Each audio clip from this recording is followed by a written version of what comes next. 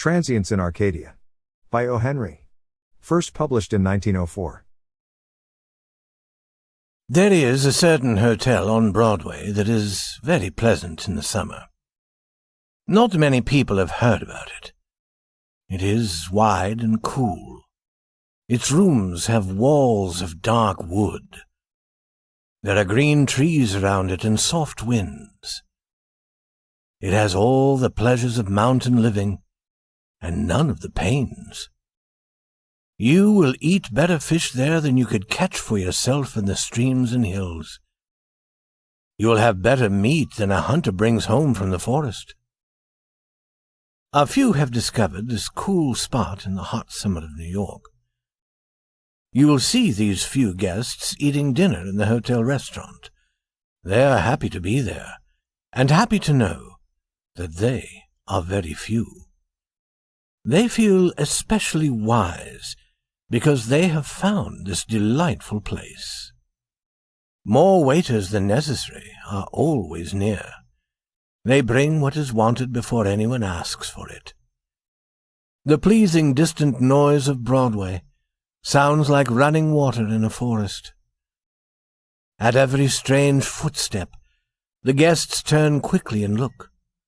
They are afraid that the restless pleasure-seekers will find their hotel and destroy its pleasant quiet. And so these few live during the hot season. They enjoy the delights of mountain and seashore. All is brought to them in their Broadway hotel. This summer, a lady came to the hotel giving this name: Madame Eloise d'Arcey Beaumont. The name was like a name in the story of a great romance. And Madame Beaumont was the kind of lady the Hotel Lotus loved. She was beautiful, and her manner was very fine. Everyone wished to serve her. The other guests believed that, as a guest, she was perfection. This perfect guest did not often leave the hotel. In this, she was like the other guests of the Hotel Lotus. To enjoy that hotel, one needed to forget the city. New York might have been miles away. At night, sometimes one might go out, but during the hot day one remained in the cool shade of the Lotus. Madame was alone in the Hotel Lotus. She was alone as a queen is alone because of her high position. She rose from bed late in the morning. She was then a sweet, soft person who seemed to shine quietly. But at dinner she was different. She would wear a beautiful dress. I cannot find words fine enough to tell about it. Always there were red flowers at her shoulder. When the head waiter saw a dress like this, he met it at the door. You thought of Paris when you saw it, and of the theatre, and of old romances. A story about Madame Beaumont was told among the guests in the Hotel Lotus. It was said that she was a woman who had travelled all over the world. It was said that she knew the most important people everywhere. It was said that in her white hands she held the future of certain nations. It was no surprise, they said, that such a lady should choose the Hotel Lotus. It was the most desirable and the most restful place in America during the heat of summer.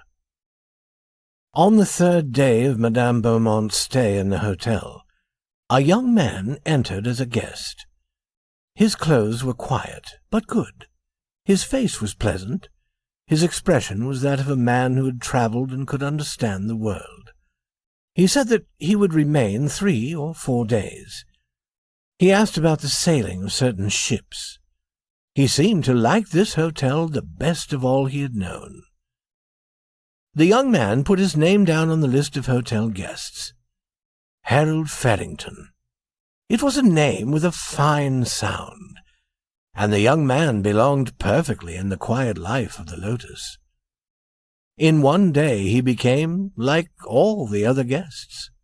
Like them, he had his table and his waiter. He also had the same fear that the wrong people might suddenly discover this hotel and destroy its peace. After dinner on the next day, Madame Beaumont dropped something as she passed Harold Farrington's table.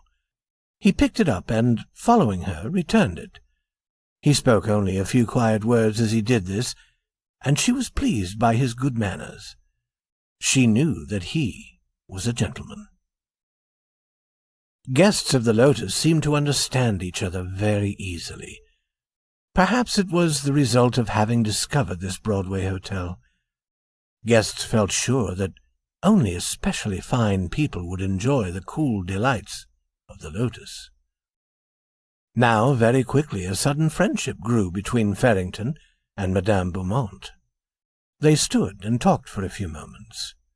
"I have seen too much of the usual summer hotels," said Madame Beaumont, with a small but sweet smile. "Why go to the mountains? Or the seashore? We cannot escape noise and dust there. The people who make noise and dust follow us there." "Even on the ocean," said Farrington sadly. "Those same people are all around us. What shall we do when they discover the Lotus?" "I hope they don't discover the Lotus this week," said Madame. "I know only one other place I like as well. It is the beautiful home of a prince in the mountains in Europe." "The best people," said Farrington, "are seeking for the quiet places like this one, where they can escape the crowds." "I promise myself 3 more days of this delightful rest," said Madame Beaumont. "The next day my ship sails." Harold Farrington's eyes showed that he was sorry. "I too must leave then," he said, "but I am not sailing for Europe." "We cannot stay here forever, though it is so delightful," said Madame Beaumont. "I like it better than my usual life, which is too full of people. I shall never forget my week in the Hotel Lotus." "Nor shall I," said Farrington in a low voice, "and I shall never like the ship that carries you away." On their last evening, the two sat together at a little table. A waiter brought them something cool to eat.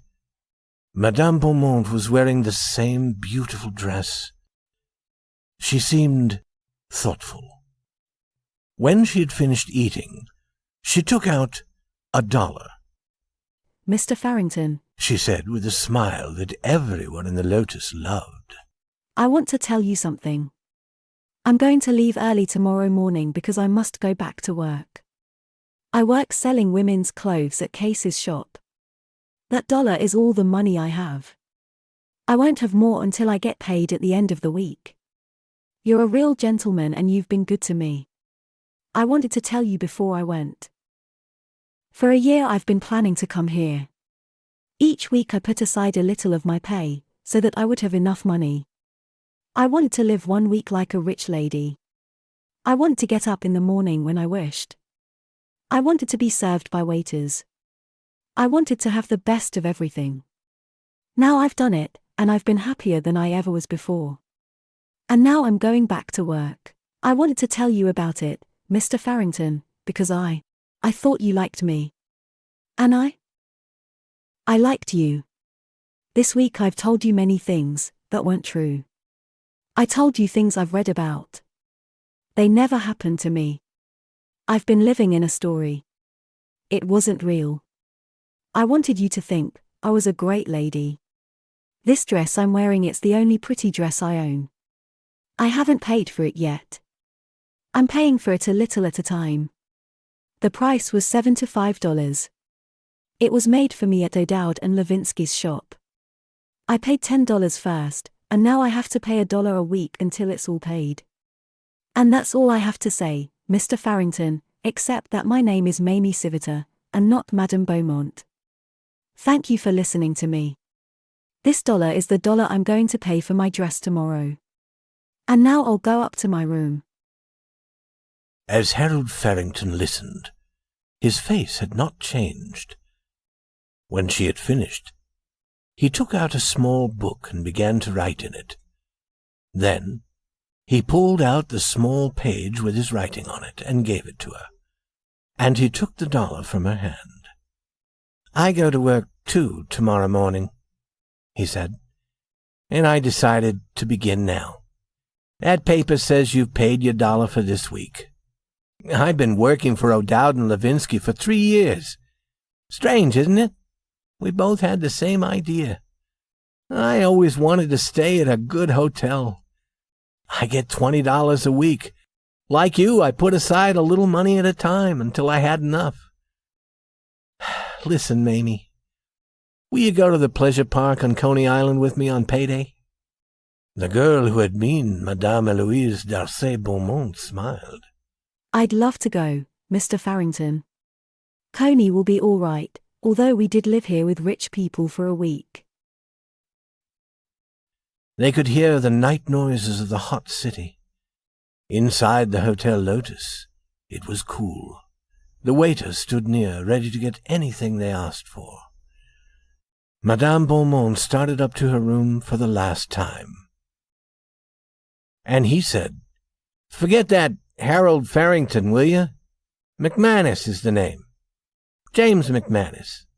Some call me Jimmy." "Good night, Jimmy," said Madame.